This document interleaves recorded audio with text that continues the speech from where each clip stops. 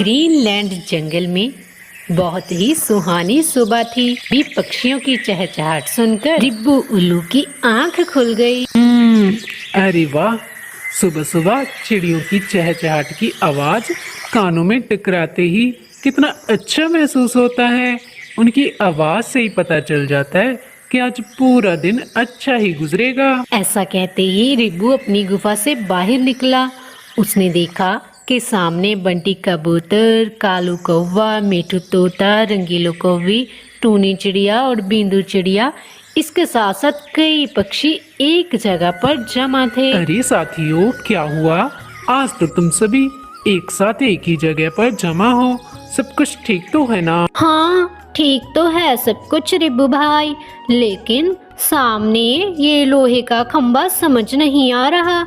कई दिनों से इंसान लोगन इसको बनाने में लगे थे और आज इसका काम पूरा हो गया लगता है। रंगीलो कौवी ऐसा बोल ही रही थी कि तभी वहाँ पर चील दादा आया और बोला, अरे साथियों, ये जो खंबा है इसे टावर कहते हैं। इंसान लोगन पहले 4G नेटवर्क का इस्तेमाल करते थे ना, तो अब ये 5G होना शुरू हो रखा है। और ये जो सामने बड़ा सा टावर है ना, ये 5G नेटवर्क का ही टावर है। चील दादा की बात सुनकर सभी पक्षी चौंक से गए थे। तभी बिंदु चिड़िया बोली, चील दादा, तो इससे हमें क्या फायदा होगा? बिंदु, फायदा हम लोगन को नहीं, इंसान लोगन को होगा। वो लोग इंटरनेट का इस्तेमाल करते हैं ना, तो अब उस इंटरनेट की स्पीड और ज्यादा बढ़ जाएगी। ये इंसान भी ना कभी खुश नहीं रहते। पहले 2G था, फिर 3G हुआ, उसके बाद 4G और अब ये लोगन 5G लेकर आ रहे हैं। काश ये इंसान भी हम पक्षियों की तरह हर हाल में खुश रहना जानते, तो उनकी लाइफ में इतनी परेशानी कभी ना होती। बिंदु चिड़िया की बात सुनते ही सभी पक्षी गहरी सोच में डूब गए थे कि तभी बंटी कबूतर बोला, खैर छड्डो यार, इधर जो सानू की। बंटी के ऐसा बोलते ही कई पक्षी अपने अपने घरों की तरफ चले गए और चील दादा फिर से शहर की ओर निकल गया। कई पक्षी वहाँ से उठकर उस 5G टावर पर जाकर बैठ गए। रंगीलो और टूनी चिड़िया भी टावर पर जाकर बैठ गई। अरे वाह मामा, इसके ऊपर से तो पूरा जंगल शहर तक नजर आ रहा है। ये बिल्कुल सही बात है बच्चों, इससे तो पूरा जंगल शहर तक ही नजर आ रहा है। चलो, हमें भी इस टावर का कुछ तो फायदा हुआ। पक्षी भी बहुत खुश थे। पूरा दिन पक्षी टावर के करीब ही खेलते और खाते रहे। शाम ढल चुकी थी, फिर सभी पक्षी टावर के आसपास ही सो गए। सुबह होने पर ही रिब्बू को किसी के रोने की आवाज सुनाई दी। टोनी, टोनी उठो ना, उठो प्लीज। प्यारी बहन टोनी, टोनी चिड़िया उठ जाओ, तुम्हें क्या हुआ? के रोने की आवाज सुनाई देते ही रिब्बू उल्लू अपनी गुफा से निकला और सभी जंगलवासी भी वहाँ जमा थे। टोनी चिड़िया और उसके बच्चे बेहोश पड़े थे। मैं अभी डॉक्टर को बुला कर लाता हूँ। रिब्बू डॉक्टर बैद जी को बुलाने के लिए निकल गया। उधर बिंदु चिड़िया ने थोड़े ही दिन पहले अंडे दिए थे। उसके अंडे अचानक काले पड़ रहे थे। अरे, ये क्या हुए जा रहा है? मेरे अंडे काले क्यों पड़ रहे हैं? मेरा सर इतने जोर से क्यों फटे जा रहा है? मुझे डॉक्टर वैद्य जी के पास जाना ही पड़ेगा।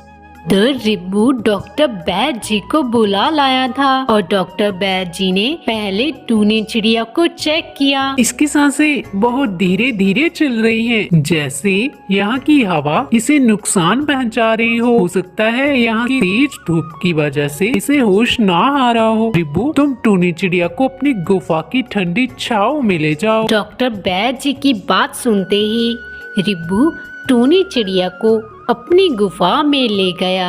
गुफा में ठंडी छांव थी और वे चारों ओर से बंद थी। गुफा के अंदर जाते ही टूनी चिड़िया को थोड़ी देर में ही होश आ गया। रिब्बू भैया, मैं यहाँ कैसे आ गई? मैं तो मेरे बच्चों के साथ टावर पर सो गई थी ना, और मेरे बच्चे कहाँ हैं? टूनी, तुम और तुम्हारे दोनों बच्चे सुबह टावर के नीचे बेहोश पाए गए थे, इसीलिए तुम्हें डॉक्टर बैची ने यहाँ भेज दिया। क्या मेरे बच्चे भी बेहोश थे? कहाँ है मेरे बच्चे? मुझे मेरे बच्चों के पास लेकर चलो। टूनी चिड़िया के ऐसा कहते ही रिब्बू टूनी को लेकर उसके बच्चों के पास चला गया। डॉक्टर बैजी, क्या हो गया मेरे बच्चों को? आप कुछ बताइए ना। आप चुप क्यों हैं? बोलिए ना, मेरे बच्चों को क्या हो गया? टूनी, मुझे यह कहते हुए बहुत दुख हो रहा है कि इन बच्चों की धड़कनें रुक गई हैं और सांसें भी नहीं चल रही। कितनी बदनसीब हूँ मैं, अपने सामने अपने ही बच्चों को मरा देख रही हूँ। बेटा चुनमुन, चुनमुन उठो, उठो सोनू बेटा। टूनी बहन, अपने आप को संभालो। ऐसे रोती रहोगी तो तुम्हारी सेहत और बिगड़ जाएगी। टूनी चिड़िया की यह हालत देखकर पक्षियों को बहुत दुख हो रहा था कि तभी बंटी कबूतर ने डॉक्टर बैद जी से कहा, डॉक्टर साहब, लेकिन एवें किवें हो सकदा वा? कोई सही सलामत सोया होए तो सोते पे आए और मौत दे घाट उतर जाए। बंटी, मुझे तो खुद कुछ समझ नहीं आ रहा, ये कोई बीमारी है या वायरस? कुछ कहा नहीं जा सकता। डॉक्टर और बंटी की बात खत्म नहीं हुई थी कि इतने में टूनी चिड़िया फिर से बेहोश हो गई। अरे, इसे उठाओ जल्दी से, ये तो फिर से बेहोश हो गई। ज्यादा देर तक बेहोश रही तो इसकी सांसें भी रुक सकती हैं। डॉक्टर के ऐसा कहते ही रिब्बू टूनी को लेकर फिर से गुफा में चला गया। वहां जाते ही टूनी चिड़िया को होश आया। तुम यहीं पर रुकना टूनी, मैं बाहर जाता हूँ। हो सकता है उन्होंने तुम्हारे बच्चों की मौत का कारण और तुम्हारी सेहत खराब होने का रहस्य उन लोगों ने सुलझा लिया हो। ठीक है रिब्बू भैया, मगर अपना ध्यान रखिएगा। फिर रिब्बू वहां से उड़ा और वही जगह पर फिर से पहुंच गया। कुछ तो है जो हमें समझ नहीं आ रहा। जहाँ तक मुझे लग रहा है इन बच्चों को कोई चोट नहीं आई थी, फिर भी इनकी जान चली गई और अब ये बार बार टूनी चिड़िया बेहोश हो रही है। कोई तो ऐसा वायरस फैला है का बुरा असर सिर्फ नाजुक पक्षियों पर ही पड़ रहा है और बच्चे इस वायरस को झेल नहीं पाए, तभी बच्चों की डायरेक्ट मौत हो गई। वैद्य जी, ये कैसे हो सकता है? जंगल में भला कैसे वायरस फैल सकता है? यहाँ की हवा तो सबसे शुद्ध मानी जाती है ना। बात तो तुम्हारी भी सही है रिब्बू, लेकिन ये बात समझ नहीं आ रही कि आखिर ये महामारी से फैल कैसे रही है। ये तो एक पहेली की तरह उलझ से गई है, सुलझने का नाम नहीं ले रही। पक्षी बहुत ज्यादा निराश थे कि तभी वहां पर बिंदु चिड़िया डॉक्टर बैद जी के पास आई और आते ही बेहोश हो गई। हाय रे, अब ये बिंदु को क्या हो गया? फिर डॉक्टर बैद जी ने बिंदु चिड़िया को चेक किया।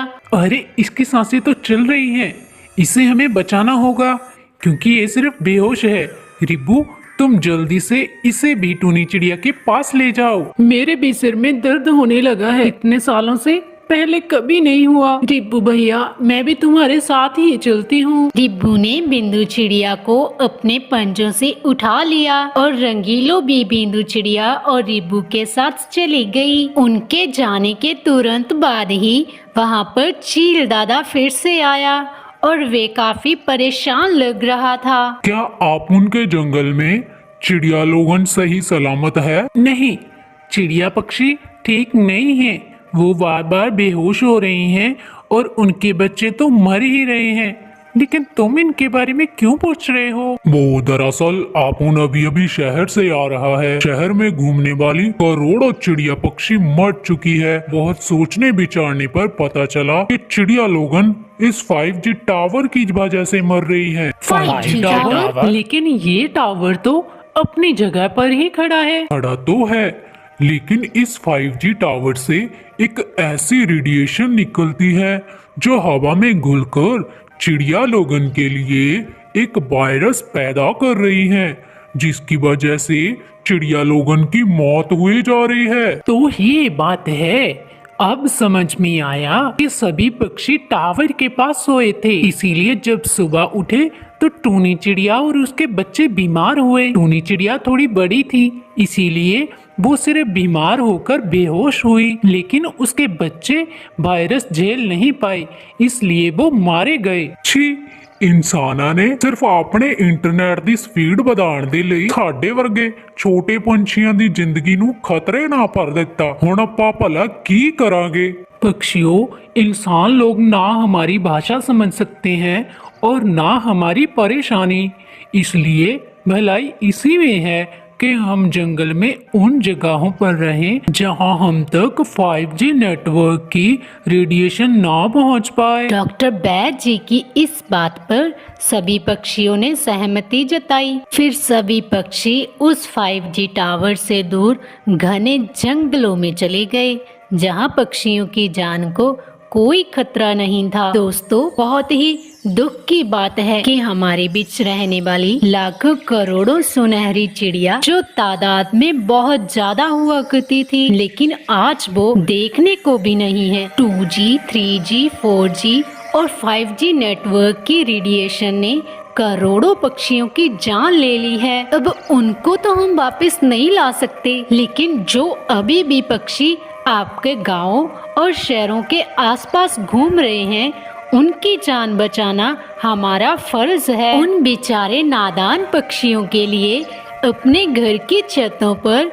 उनके लिए दाना व पानी रखना बिल्कुल ना भूलें, क्योंकि दोस्तों, हमारा यह एक कदम बहुत से पक्षियों की जान बचा सकता है।